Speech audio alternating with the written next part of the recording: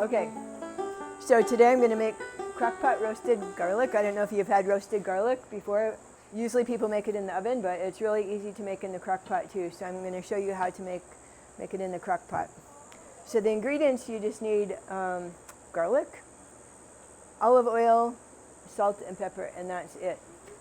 So the first thing that we're going to do is we're going to cut the garlic.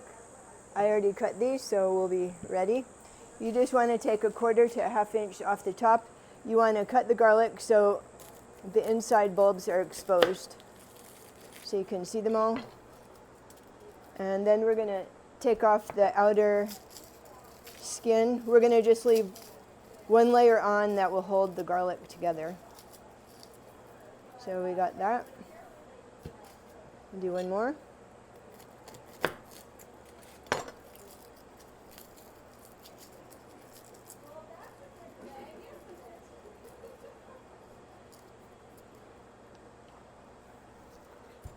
So I already prepared these ones, so they're ready to go. So in the crock pot, there's different ways that you can do it. You can set them in a little bowl. You could set them in a bigger container. Or my favorite way is you could make a little bowl with foil. So you just put it cut side up into the foil, kind of make it into a little bowl. Those are the 3 different ways. Then we're going to go ahead and drizzle olive oil on top. This is cold pressed extra virgin olive oil. And depending how big your garlic cloves are, 1 to 2 teaspoons, you're going to drizzle it so it will go down into the cracks. So maybe 1 is enough for these. These are smaller than the ones I cooked earlier.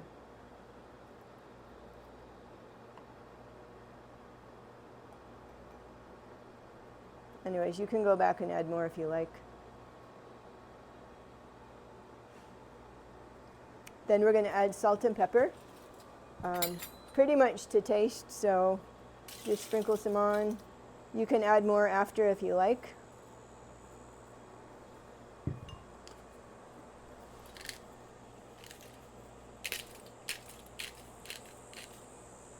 When you put them in the little glass bowls or containers, you want to set them in so they're not going to tip over very easy. But the foil one is really nice. We're just going to squeeze it like this and then twist the top so the oil doesn't leak out while it's cooking. And then in the crock pot, you can use a bigger crock pot. You can make a whole bunch at once. I have a smaller one here. But if you're going to use glass, you want to set them on a trivet or something so the bottom of the glass doesn't touch the bottom of the crock pot.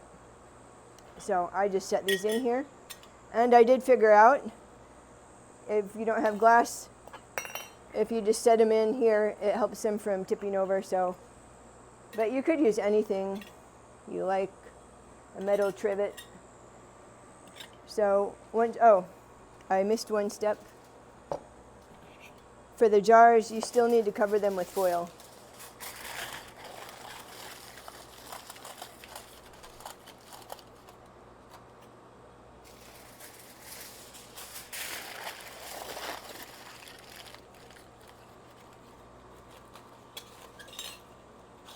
You want to get them level. And we're going to turn it on high for 1.5 to 2 hours. So bigger ones will cook faster, smaller ones will cook shorter time. And we're going to cook till it's fork tender. You can use a fork and poke it in to see if it's tender, or a toothpick.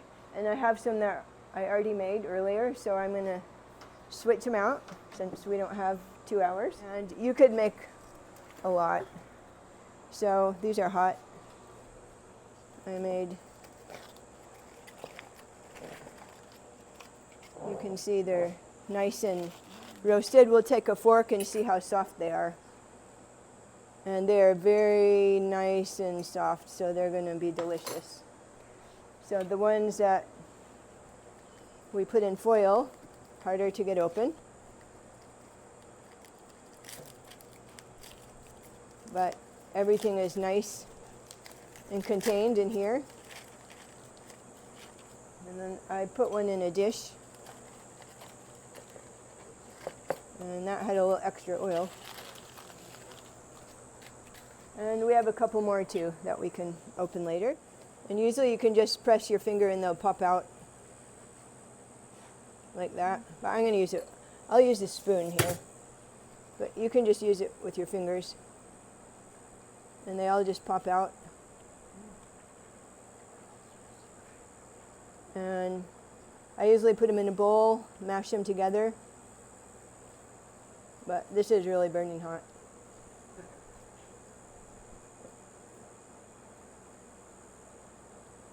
Take out any papers that might fall out. Well, we lost one there.